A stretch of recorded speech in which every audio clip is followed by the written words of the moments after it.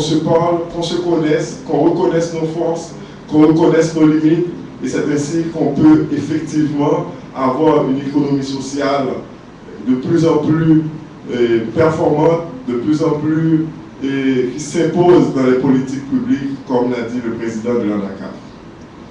C'est une fédération aussi, et cet effort se veut aussi fédérateur des bonnes actions, des actions pour une justice économique.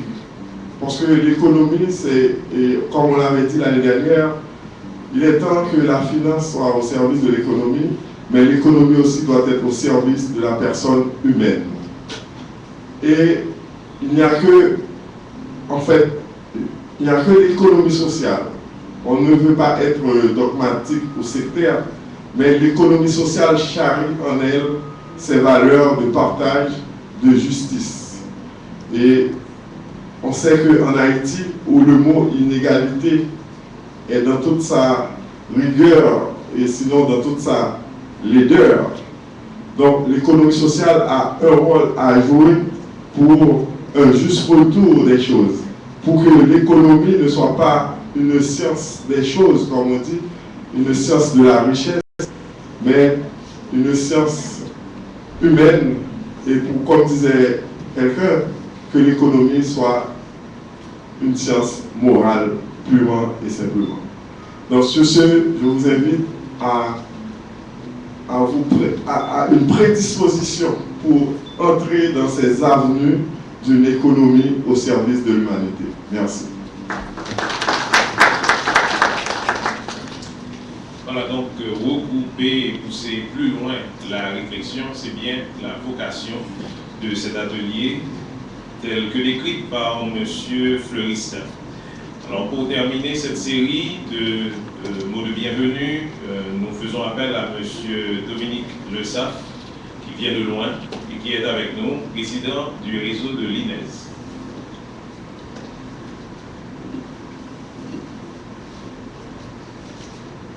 Bonjour tout le monde. Moi content, je viens pour moi avec nous. C'est tout ce que je vais pouvoir dire. Mais le cœur y est.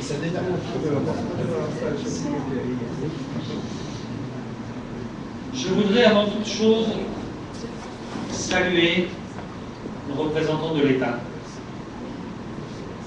Je voudrais aussi avant toute chose remercier les dignes et hauts représentants de l'ANACAF et du KNFP pour cette invitation d'importance signifiée à l'endroit d'Inès. En effet, lorsque deux de nos membres, parce que l'ANACAF et le KNFP ont choisi de devenir membres du réseau international INES, eh bien, lorsque deux de nos membres organisent un tel événement de réflexion et de prospective sur les enjeux et les matérialisations de l'économie sociale et solidaire, eh bien, le président de l'INES, même s'il est situé loin, ne peut pas ne pas être présent avec vous.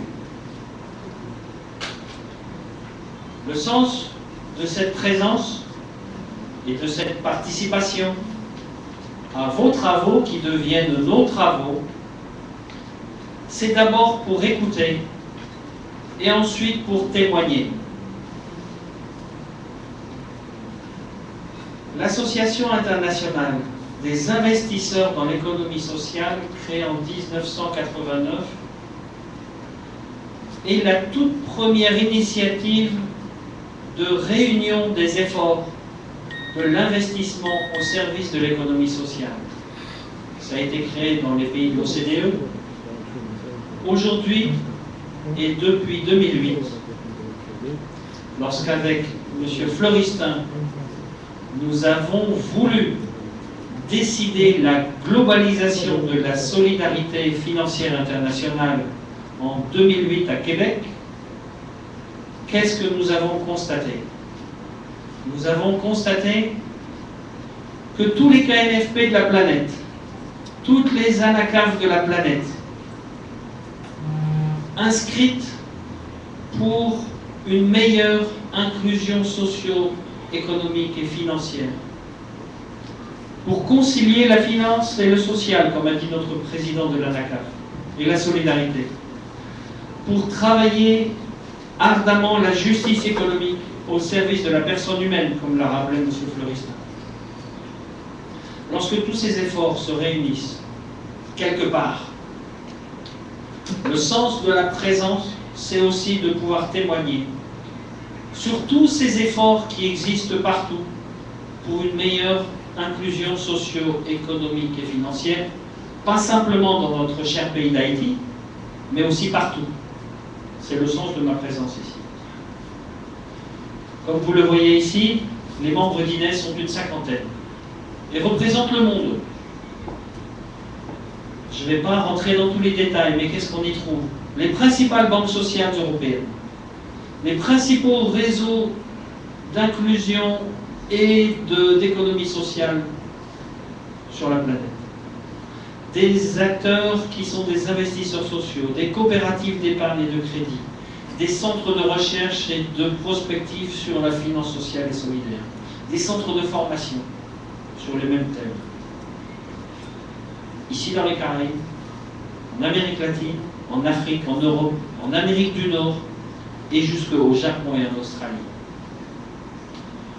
Il est clair que nos travaux seront répercutés immédiatement par INES au plan mondial.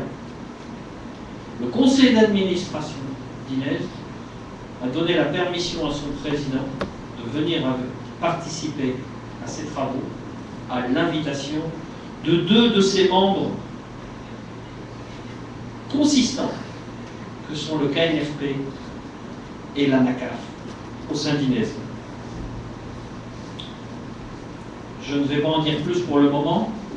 Nous allons travailler ensemble durant ces 2 jours.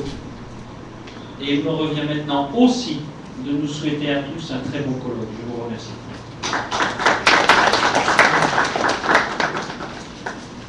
Merci beaucoup, Monsieur Le Saff. Nous aurons effectivement le temps de bien comprendre la démarche de l'INES et de connaître ses actions également. On disait tout à l'heure que l'atelier est diffusé en direct sur Internet.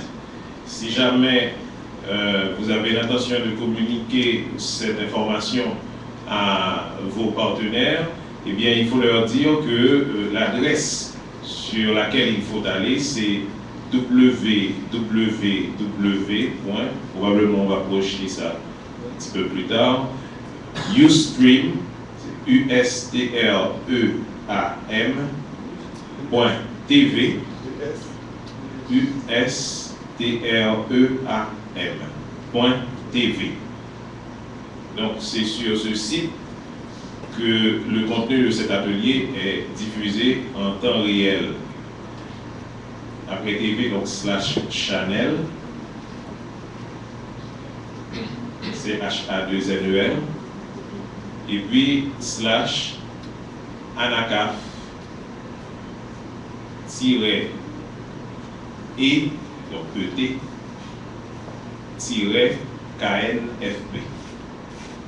Voilà, donc avec ça, on a sur le web en direct ce qui se passe ici. C'est M. Manès qui disait que le chemin était quand même long pour arriver jusqu'ici, oui, car l'atelier se situe en droite ligne d'une réflexion qui se tisse depuis plusieurs années. Réflexion sur l'importance des acteurs de l'économie sociale et solidaire pour le développement de notre société. Alors cette réflexion s'est donnée une référence permanente en 2012 précisément, avec la présentation au public par le KNFP et l'ANACAF de cet espace d'économie sociale. Et depuis, les initiatives se sont multipliées, les occasions de réflexion n'ont pas manqué, avec pour préoccupation le développement durable des territoires. Alors le thème aujourd'hui, je le rappelle, rôle et portée des entreprises d'économie sociale dans le développement durable des territoires. Cette thématique nous amènera certainement à nous pencher sur les performances sociales, les performances économiques et financières des entreprises d'économie sociale en relation, bien entendu, avec le développement durable. Mais aussi, on se penchera sur l'environnement dans lequel évoluent ces entreprises, notamment les politiques publiques qui sont mises en œuvre. L'objectif de cet atelier, quelqu'un l'a rappelé, c'est bien de démontrer les capacités des entreprises d'économie sociale à participer à la création de la richesse.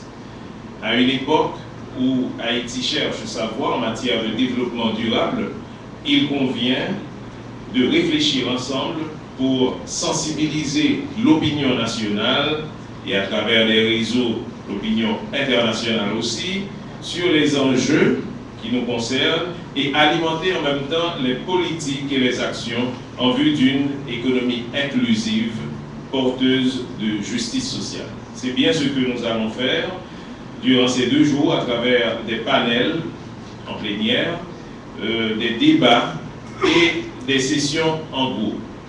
Alors, pour bien cerner la démarche et pour explorer rapidement le contexte de cette initiative, je vais demander à Madame Yolène Jacquet, qui est directrice exécutive de l'ANACAF, de nous dire quelques mots. Madame Jacquet.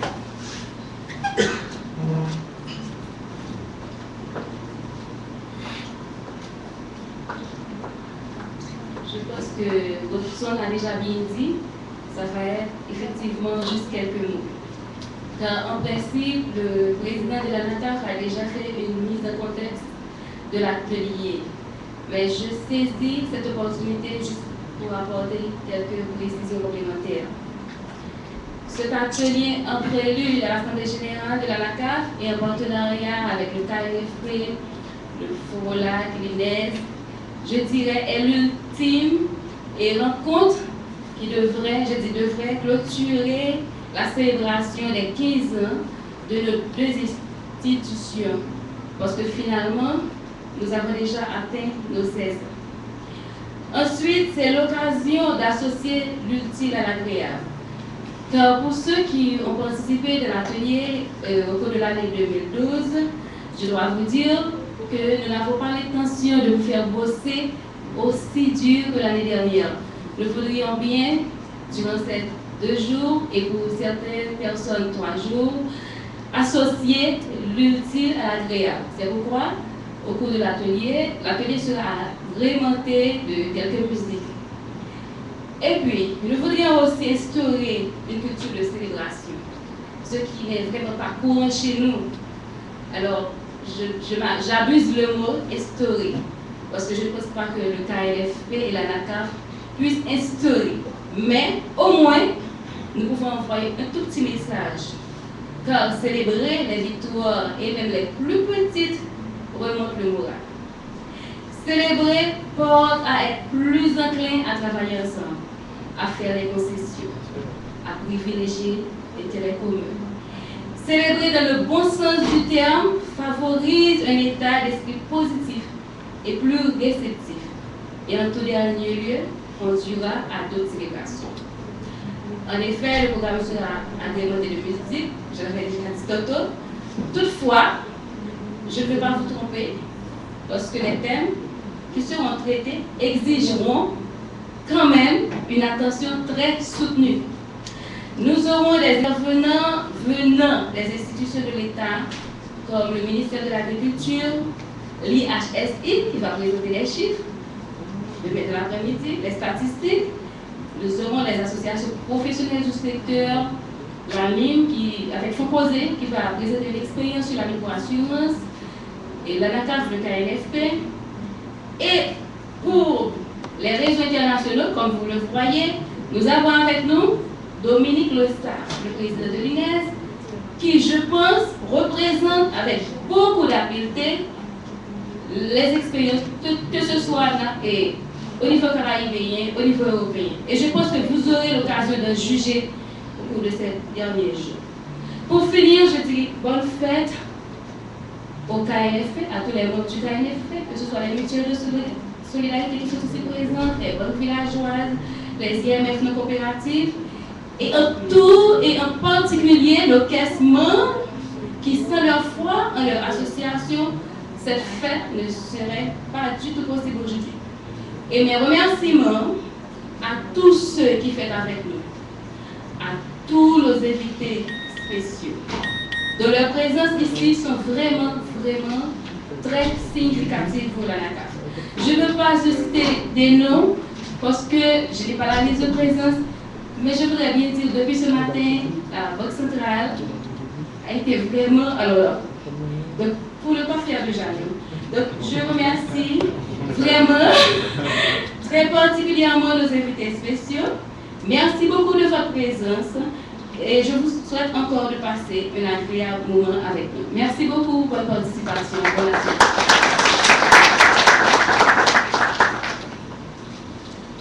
Bien.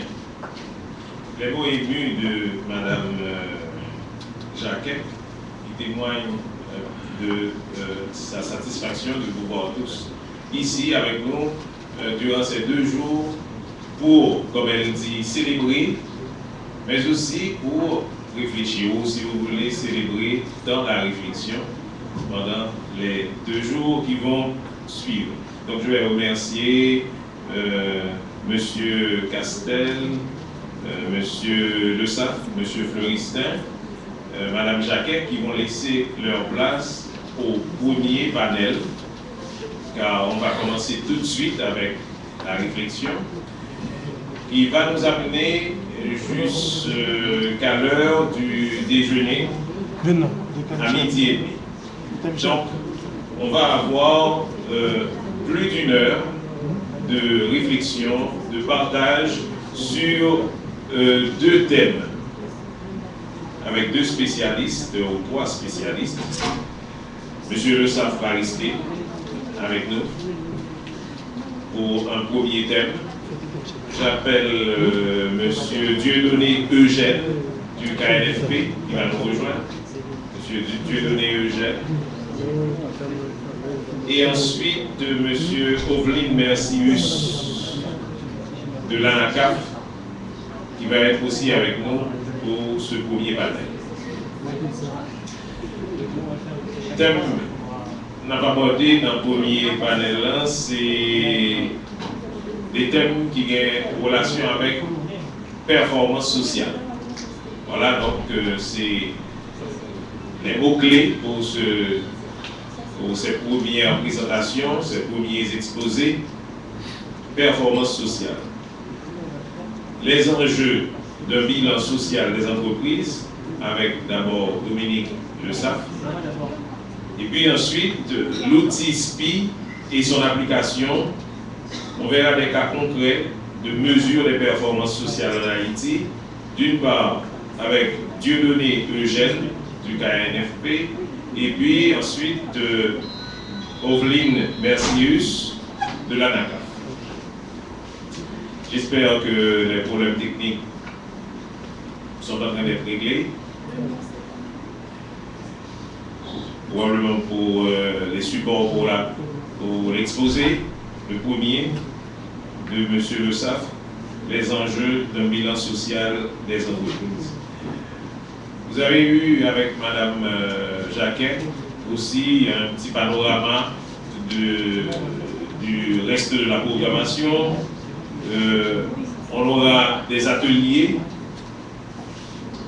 sur le financement de l'agriculture, des ateliers aussi sur les questions de risques et désastres qui concernent beaucoup plusieurs régions d'Haïti, des habitants de plusieurs régions d'Haïti.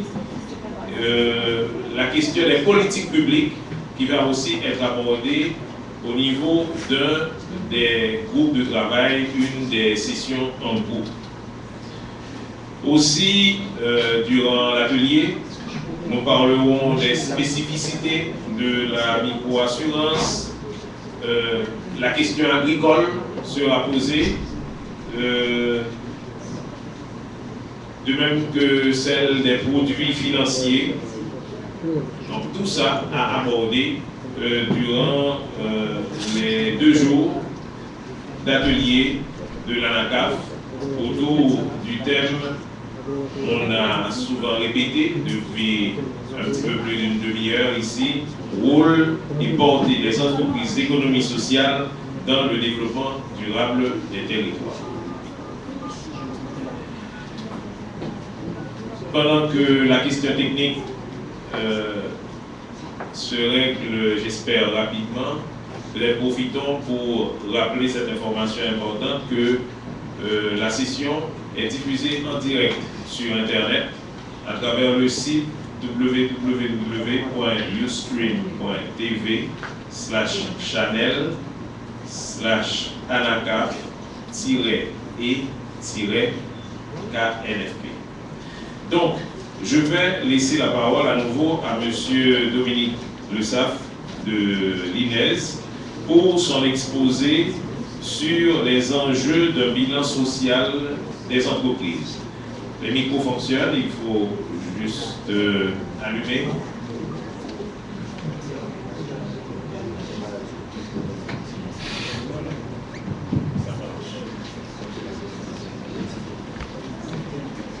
Bonjour à nouveau.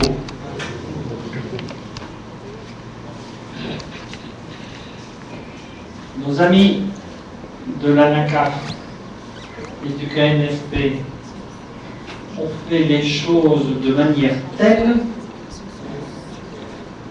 qu'il va falloir que je sollicite auprès de vous patience et indulgence, puisque j'aurai à causer au total encore 3 fois.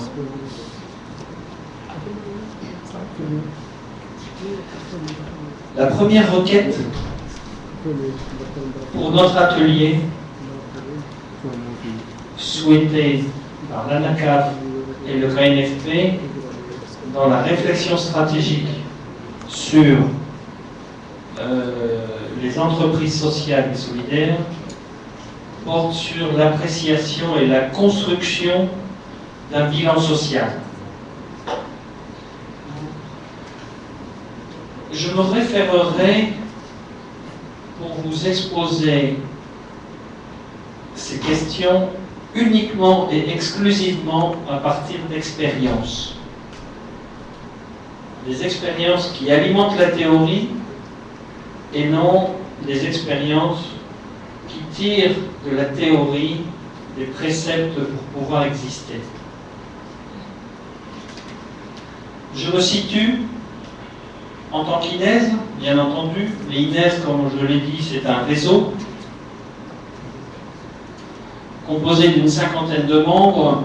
On reviendra là-dessus. L'idée n'est pas de causer sur INES.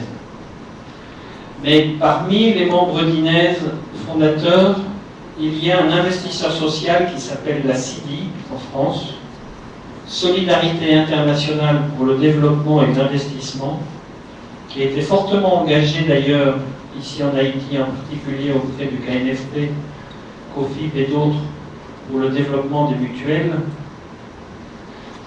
et qui existe depuis 30 ans comme investisseur social. C'est la CIDI qui assume actuellement la présidence d'INES et le directeur général de la CIDI m'a demandé d'assumer cette fonction. Je suis un des cadres de la CIDI, je suis le directeur des opérations de la CIDI. Nous sommes engagés dans de nombreux pays africains, d'Asie, du Moyen-Orient, d'Amérique latine. Nous avons reconnu l'importance des réseaux et nous avons, en tant qu'investisseur social, également reconnu l'importance des processus tels que ceux qui se sont produits avec le KNFP et l'ANACAF. C'est aussi le sens de cette présence et j'imagine aussi la raison pour laquelle les organisateurs de notre colloque m'ont demandé de faire une présentation sur ce sujet d'importance. brièvement, pour comprendre la mise en contexte. Pourquoi est-ce qu'on peut parler de bilan social? La CIDI est ce qu'on appelle un investisseur social qui réunit dans une chaîne de solidarité pour le financement. Hier, il y avait au siège de l'ANACAF des conférences de presse, des interviews et le début de la mission. Et j'ai vu ANACAF, chaîne de solidarité. Je me suis dit, je suis chez moi, puisque la CIDI se considère et s'affirme comme étant une chaîne de solidarité pour le financement qui réunit en alliance à la fois des épargnants solidaires, des actionnaires solidaires, des investisseurs, des souscripteurs, pour assurer une double mission. Une mission d'investissement participatif et social au sein des organisations qui le demandent et avec lesquelles nous partageons la même vision pour plus de justice économique, comme l'a signalé Lionel plus avant, et également toute une série de partenariats que nous avons pu établir à la demande différenciée et diversifiée des organisations avec lesquelles nous souhaitons travailler. L'idée n'est pas de faire un propos trop long sur la CIDI, c'est juste pour resituer le contexte de la construction d'un bilan social d'une entreprise de financement solidaire qu'est la CIDI, comme le KNFP, comme l'ANACAF, d'une certaine façon ce sont des entreprises, puisque elles sont régies par des instances. Ces instances définissent souverainement leurs orientations sans demander la permission à quiconque, et en particulier à ce qu'on appelle bailleur de fonds. Nous sommes autonomes, nous sommes souverains, nous décidons ce que nous voulons faire par nous-mêmes.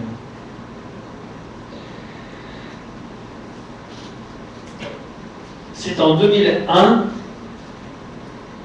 que les instances de la